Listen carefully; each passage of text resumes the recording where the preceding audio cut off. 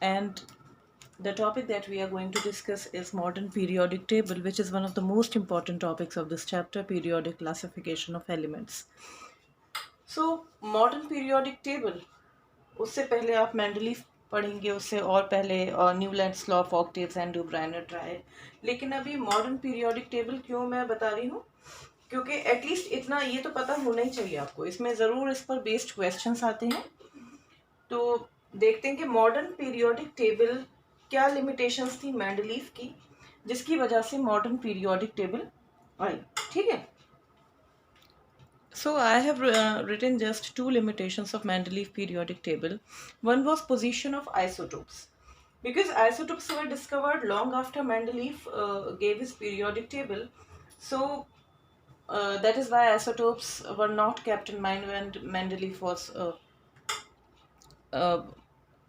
making his periodic table. And an anomalous position of hydrogen position was not very certain. It resembles to that of alkali metals as well as halogens, which we have already covered in Mendeleev periodic table in class. So these are the two limitations, broadly two limitations. Otherwise limitations are position of some pair of elements were not the way that the atomic masses increases in a regular manner. तो उस हिसाब से atom elements को place नहीं किया गया था. ठीक है. तो हम अभी मेन हमारा टॉपिक है मॉडर्न पीरियोडिक टेबल. तो मॉडर्न पीरियोडिक टेबल के लिए हमें बस ये पता होना चाहिए था कि क्यों मॉडर्न पीरियोडिक टेबल आई और एटॉमिक मासेस का क्या फ्लॉ था, कि एटॉमिक मासेस यूज़ करे जा रहे थे. तो एटॉमिक मास आपने नोटिस किया होगा कि एटॉमिक मास एक रेगुलर उसमें नहीं इंक्रीज होते हैं. जैसे कि आप एटॉमिक नंबर्स देखते हैं कि they increase by 1 at every step, लेकिन एटॉमिक मासेस के साथ ऐसा नहीं है. तो इसीलिए फिर क्या एक किसने प्रपोज करा, हेनरी मोसले ने प्रपोज करा कि atomic number is a more fundamental property than atomic mass. तो उसके बेसिस पे modern periodic law, Mendeleev law में ज़रा सा चेंज किया गया और मॉडर्न पीरियोडिक लॉ फिर वो आया. So what he suggested, that the atomic number of an element is a more fundamental property than its atomic mass. और ऐसा क्यों होता है? क्योंकि आप देखते हैं कि अगर जो भी चीज़ एटॉमिक मास डिसाइड कर रही है वो प्रोटॉन्स और न्यूट्रॉन्स डिसाइड कर रहे हैं, they remain in the nucleus. वो न्यूक्लियस के अंदर होते हैं. बट एक्स्ट्रा न्यूक्लियर पार्ट में क्या प्रेजेंट होते हैं? इलेक्ट्रॉन्स प्रेजेंट होते हैं. Right, this is our nucleus और ये शेल्स हैं जिसमें हमारे इलेक्ट्रॉन्स हैं. तो valence shell electrons usually take part in chemical reactions. जो ऑर्डिनरी केमिकल रिएक्शंस होते हैं वहाँ पे electrons take part in chemical reaction. तो इसीलिए atomic number of an element is a more fundamental property than its atomic mass. आप सोचेंगे atomic number तो डिफाइन करते हैं number of protons present in the nucleus of an atom. फिर electrons क्यों? क्योंकि हमें पता है in an electrically neutral atom number of protons is equal to number of electrons. So you can also relate atomic number with the number of electrons present in the nucleus. तभी आपने 9th class में electronic configuration अच्छे से पढ़ी थी और वो चीज़ decide करती है कि कितने वैलेंस शेल इलेक्ट्रॉन्स हैं. ओके. तो फिर जो भी एलिमेंट है आपका, whether it is going to be a metal or a non metal or semiconductor, metalloids, ये सब आप पढ़ेंगे. ठीक है. तो atomic number is a more fundamental property than its atomic mass. So what is modern periodic law? ये modern periodic law is what? The properties of elements are periodic functions of their atomic numbers. अब ये आपको क्यों याद रखना है? कुछ चीज़ें हैं देखिए केमिस्ट्री में जो आपको याद रखनी होंगी. लॉज आप चेंज नहीं कर सकते कि आप कुछ भी लिख दें. तो मॉडर्न पीरियोडिक लॉ आप एज इट इज़ आपको याद करना है. ओके. और इसमें कभी कभी तो ये भी आ जाता है कि state modern periodic law, and sometimes इस तरह के भी क्वेश्चंस आ सकते हैं कि what do you mean by periodicity in properties.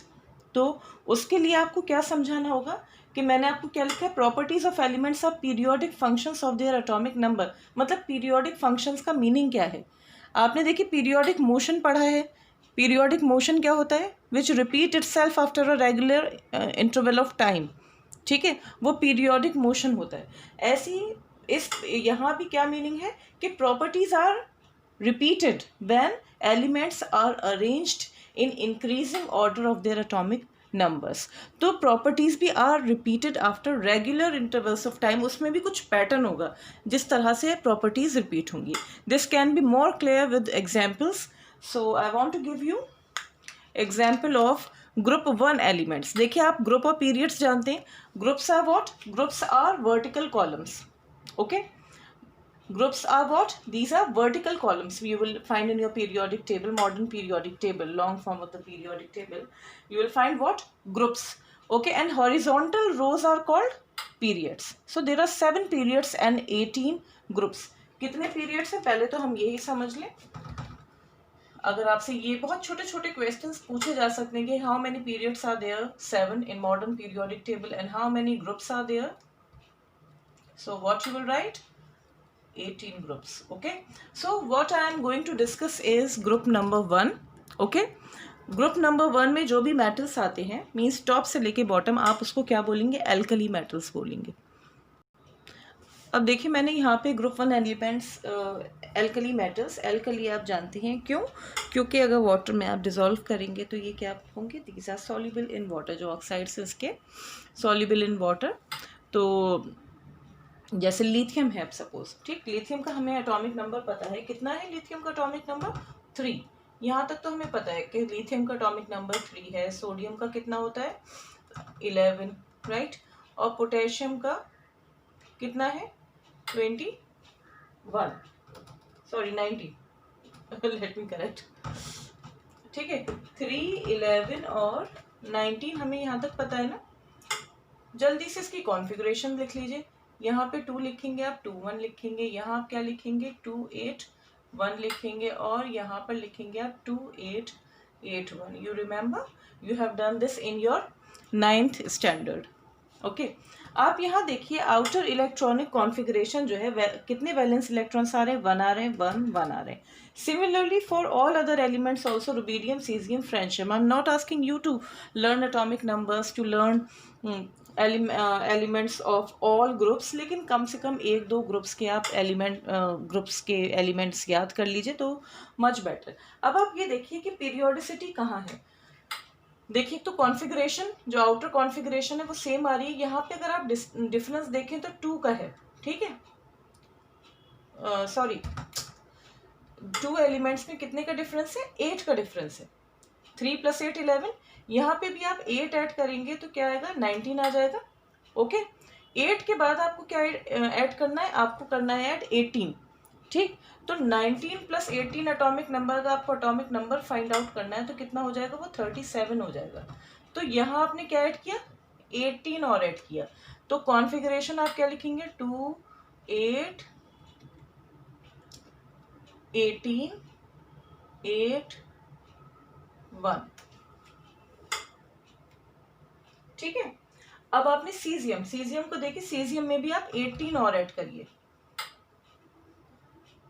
तो 18 आप ऐड करेंगे तो कितना आ जाएगा? 7 15 और ये 55 आ गया एटॉमिक नंबर. तो इसको एक बार चेक कर लीजिए, 15 आएगा. ठीक, और आपकी कॉन्फ़िगरेशन क्या हो जाएगी? 2 8. ठीक है, यहाँ पे 18, अगेन 18, देन 8 एंड देन 1. ये देख रहे हैं आप. उसके बाद आपको क्या ऐड करना है?